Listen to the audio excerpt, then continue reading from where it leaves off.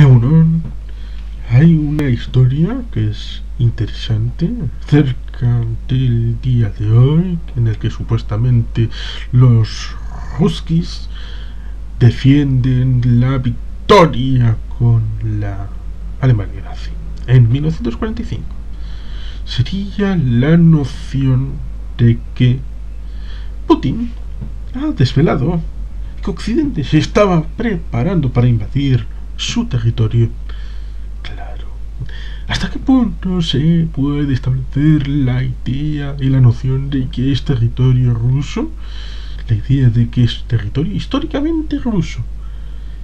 Claro, porque le puedes dar la vuelta a la situación teniendo en cuenta los tratados desiguales con China, estableciendo la dialéctica de que al otro lado del río Amur, por donde está Vladivostok, el 10% del territorio tradicional ancestral de China, por lo menos en el siglo XIX, fue ocupado pacíficamente, pero en un momento en el que no podía defenderlo China por parte de una expedición de voluntarios, tanto como Manuel Iradier en el ámbito de la Guinea Ecuatorial, por parte del Estado español, alguien apoyado por las instituciones oficiales, hasta que en un momento dado pues acaban por verle el beneficio. Lo mismo que en el otro lado tenemos la venta de Alaska por parte de Rusia. Rusia considera Alaska como territorio tradicional de Rusia. Putin considera Alaska como territorio tradicional de Rusia. Considera que pueden permitir que los chinos consideren ese 10% de territorio chino perdido en el siglo XIX en manos de Rusia como parte del territorio tradicional de China. Claro, porque es eso. Piensan que el Donbass y de Crimea son parte tradicional de Rusia y por tanto deben defenderla ante cualquier agresión externa. ¿Agresión externa? No es cuestión del gobierno de Ucrania debido a la votación respecto a la independencia a finales del 91 garantizada por el acuerdo del bosque de Vilavetsa entre Ucrania, Rusia y Bielorrusia, que originó la declaración final el 25 de diciembre del 91 de la propia Unión Soviética, implosionando lo que había empezado en parte con la caída del muro de Berlín el 7 de noviembre del año 89. Claro, estas cosas están encadenadas y concatenadas. Ucrania recibió garantías de su independencia, lo mismo que el Tratado 2+4 recibió Alemania de las suyas. Lo cual es curioso porque en ningún tratado internacional, incluso en el 2+4, se establece la soberanía de Kaliningrado por parte de Rusia, ni siquiera previamente de la Unión Soviética, ni siquiera desde el año 45 en adelante, en un estatus parecido a las 4 Kuriles del Sur respecto a Japón, que siguen siendo reclamadas legítimamente por el gobierno del Sol naciente. Bueno, dejando de lado Kaliningrado y el nombre del último líder amigo de Lenin que no fue purgado por Stalin, ¿hasta qué punto se puede establecer esa dialéctica de territorio históricamente unido a Rusia, vinculado con el tema del paneslavismo? De que todos los territorios, porque esto estaría vinculado en parte a los Sudetes y al Acuerdo de Múnich de 1938, la idea de que Alemania no sería Alemania mientras los países que hablaran alemán no estuvieran incorporados o vinculados al Reich. ¿Es esto lo que piensa que los lugares donde hay étnicamente rusos, gente que habla ruso, deben de estar vinculados a Rusia porque no puede haber dos países eslavos? Los polacos son eslavos. Los checos son eslavos. Los eslovacos son eslavos. En la antigua Yugoslavia hay eslavos. Incluso gente que de religión son católicos como los polacos, católicos como los croatas, y que evidentemente no son ortodoxos, pero siguen siendo eslavos.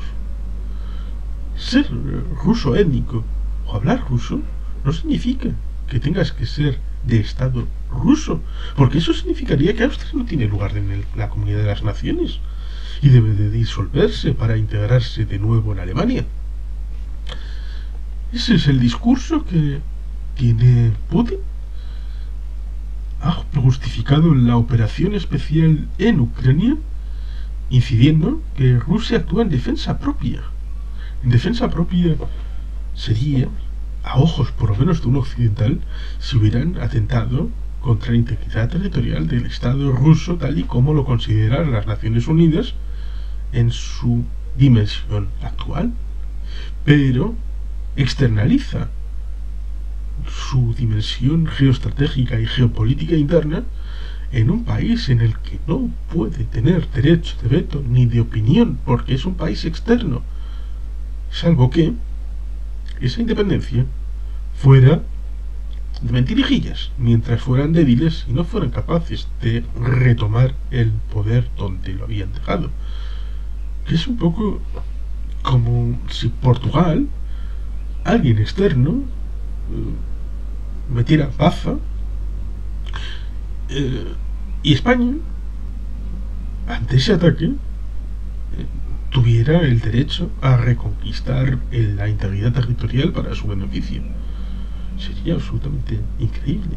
Imaginen, por ejemplo, que Hungría es tomada al asalto por un... pero si está Orbán. Imaginen que Orbán quiere la conquista de Austria en base al imperio austrohúngaro para reconstruir todo aquello, y empieza por la toma de Viena. ¿Por qué? Bueno, puede ser de dos vías. La idea de que Alemania intervenga en Austria para impedir que Hungría tome el territorio del imperio austrohúngaro, o que Hungría vea como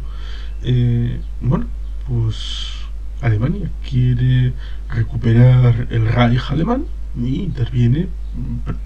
Estas cosas, si se avanzan, evidentemente acaban por ir donde Cánovas del Castillo acabó por decir aquello de: cuando la fuerza hace el derecho, la fuerza es el derecho.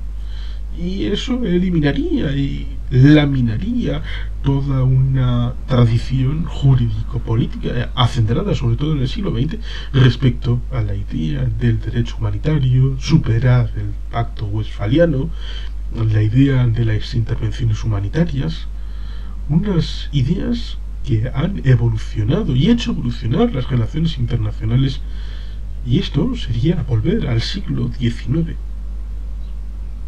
Volver a perder conocimiento sería desaprender, lo cual es muy magufo, dicho sea de paso.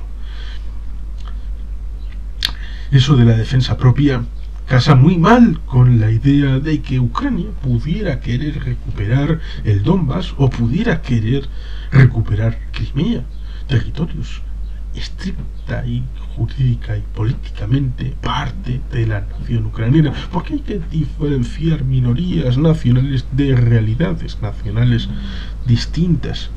Y pide que nadie olvide las lecciones de la Segunda Guerra Mundial. Hablan de revisionismo histórico, y es verdad, hay revisionismo histórico, precisamente porque en la Segunda Guerra Mundial los alemanes hicieron muchas tonterías dejando de lado los crímenes de guerra. Evidentemente hay uno, por ejemplo, que la gente pretendía olvidar, incluso se lo cargaron a los alemanes en Nuremberg, como es el atentado en Katyn a la inteligencia y la crema de la forma de liderazgo social, político, jurídico, económico de la nación polaca, para tratar de evitar que el gobierno que estaba exiliado en Londres pudiera regresar en el 44-45 a la nación de Polonia para liderar sus designios. Katyn es una matanza soviética con armas alemanas, porque entre el año 39 y el año 49 eran muy amigos. Quizá por eso no se hace una lectura unificada, como la teoría unificada en ciencia, de la guerra en el frente oriental. La Unión Soviética no lo hizo, no lo ha hecho Rusia.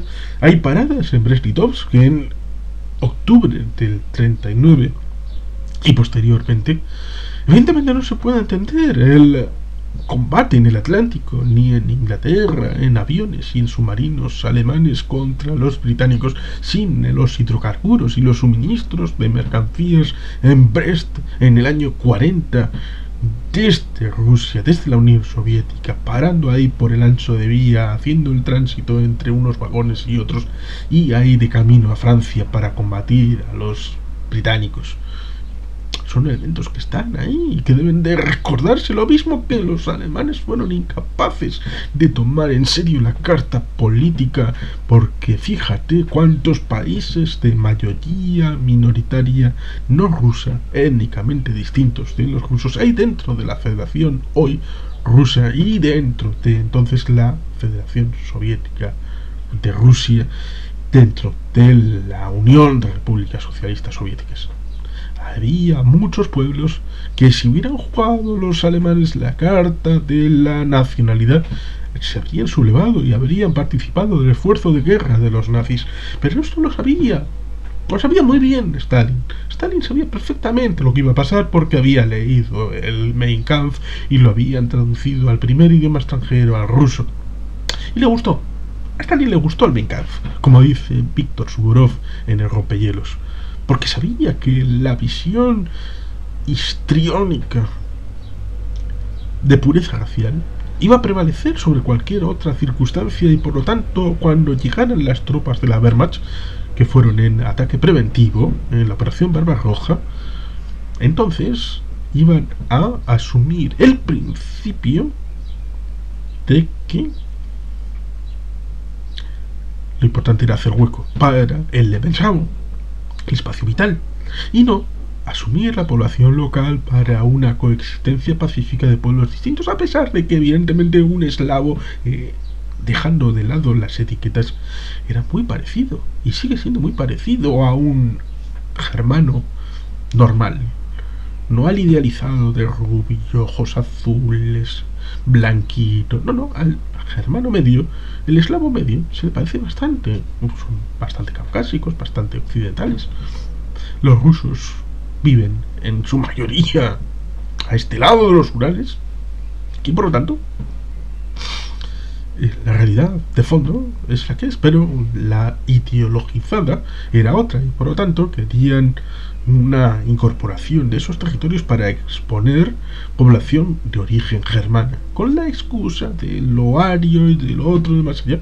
Por eso no jugaron la carta política, por eso fracasaron, por eso acabaron por frenar la embestida, y luego, pero también con el asunto de Richard Sorge, de que en Oriente sabían perfectamente los soviéticos que no iban a atacar los japoneses, en reciprocidad con el acuerdo que tenían, y que evidentemente los japoneses pretendían atacar Pearl Harbor el 7 de diciembre del 41, y por tanto pudieron sacar a tiempo fuerzas del lejano Oriente para la batalla de Moscú, cosa que fue bastante importante en el momento. El futuro está en reconocer el pasado. Ellos mismos no han querido mantener una doctrina unificada del frente oriental, pero pretenden dar lecciones de historia a los occidentales respecto a quién hizo qué en la Segunda Guerra Mundial. Evidentemente la Unión Soviética fue importante, pero Stalin y la Unión Soviética es culpable del inicio de la Segunda Guerra Mundial, ya fuera por el hecho del 15 de septiembre, hacer la ficción de que el Estado polaco había desaparecido y ser ellos los que rapiñaran y heredaran, porque claro, Polonia había desaparecido muchas veces de la historia y se había sido repartida por los territorios de Alemania y de Rusia, y por tanto tenían derechos a determinado territorio en Polonia, pero ellos tenían pactado el 23 de agosto del 40 y... no, el 23 de agosto de 1939, porque formalmente para ellos la guerra empieza el 22 de junio del 41, pero entre medias conquistaron los países bálticos, conquistaron Besarabia y otros territorios en base al acuerdo del 23 de agosto de 1939 con los nazis, de los que eran aliados. Incluso en el año 40 pudieron haber incorporado a la Unión Soviética al Comintern, un partido anticomunista jugado ese partido por un país comunista. lo cual habría sido la repanocha, lo cual es curioso porque precisamente cuando Molotov iba a solicitar el ingreso es cuando ocurrió aquel suceso de que los británicos con un aguijonazo bombardearon Berlín y bueno, digamos que Hermann Göring había dicho aquello de bueno, pues si algún avión británico ataca Berlín, podéis llamarme Meyer. Y a partir de ahí, pues igual alguno hizo la coña, pero acabó en algún campo de concentración nazi.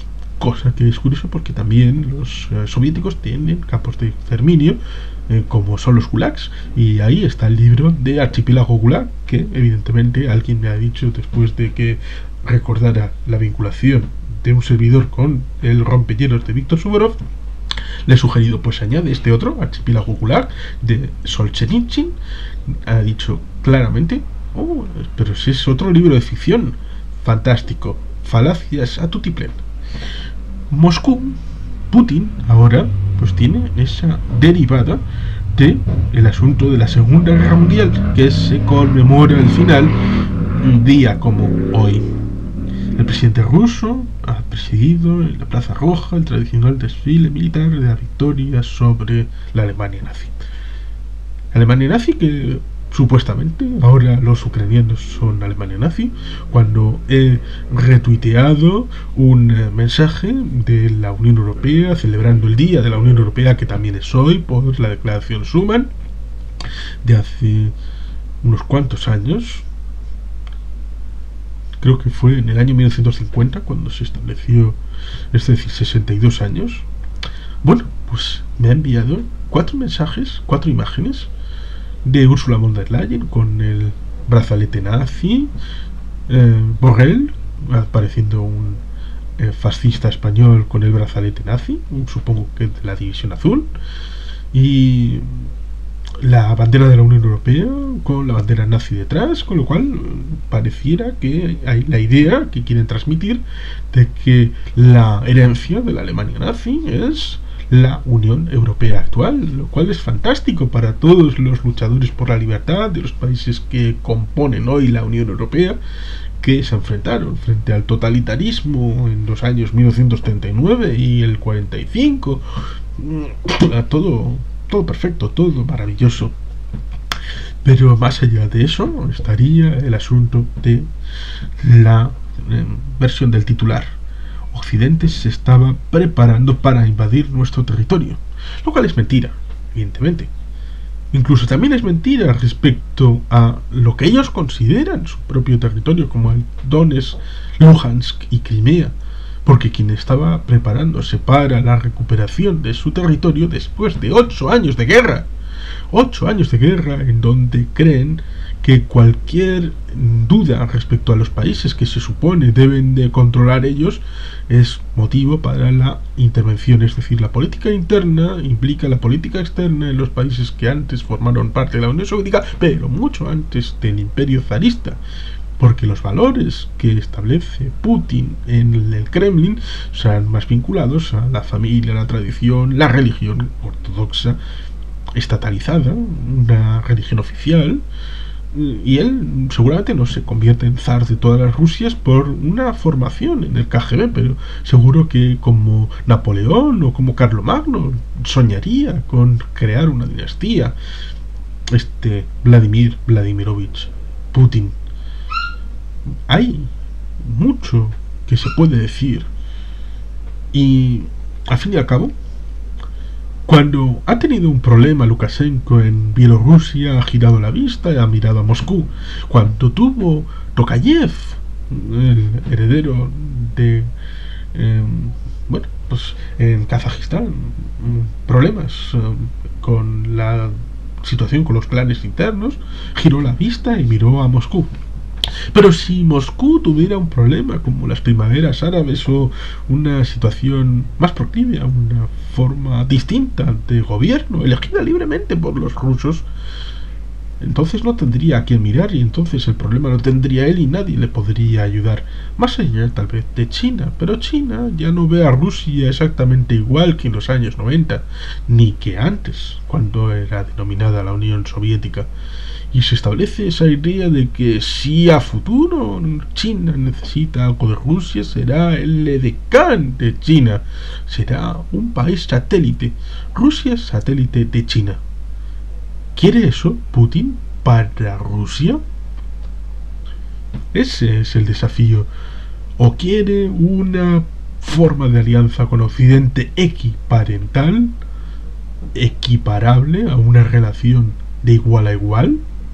¿O tendrá que ser un país subordinado a la China de Xi Jinping? Y parece que ha elegido esto último. Y por eso ha atacado Crimea primero en 2014 y Donetsk y Luhansk. Y en estos 8 años ha mantenido una guerra caliente para que Ucrania no se mantenga dentro de la esfera de los países eurooccidentales. Pero Ucrania puede decir libremente lo que quiera y participar de donde le dé la gana. Eso es la libertad, eso es la democracia. Y a partir de ahí, Ucrania tiene derecho a formar parte del Mercosur, de la ASEAN, de la Unidad Africana, del Pacto de la AUKUS, o de la Unión Europea, o de la OTAN, porque es su derecho inalienable.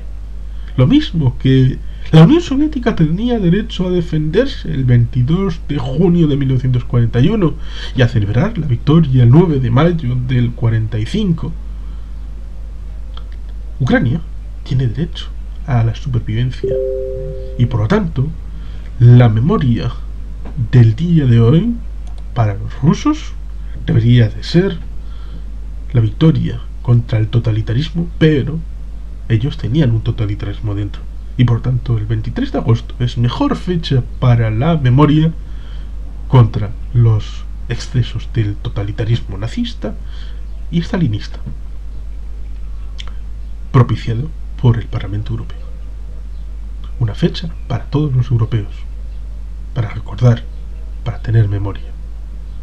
Y la victoria con la Segunda Guerra Mundial contra los nazis debería de ser la memoria contra todos aquellos que pretendieron imponer sobre el ser humano una ideología totalizante y en donde el problema para la adopción de un modelo teórico ideal, ya sea el nazismo o el estalinismo,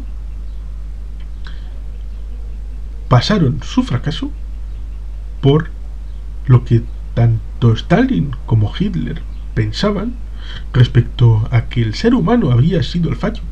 Y por eso desde marzo del 33 hay campos de concentración en Alemania y por eso hay gulags en la Unión Soviética como herencia de los zares, de lo que aprendieron de los zares incorporado al liderazgo soviético. Incluso la última entrevista, el 25 de diciembre del 91, un preceptor importantísimo de Mikhail Sergeyevich Gorbachev dijo: el problema ha sido el ser humano, que no se ha adaptado al sistema, cuando en realidad el sistema debe partir del ser humano. Cualquier sistema político debe partir del reconocimiento de los derechos individuales y colectivos, de los derechos humanos.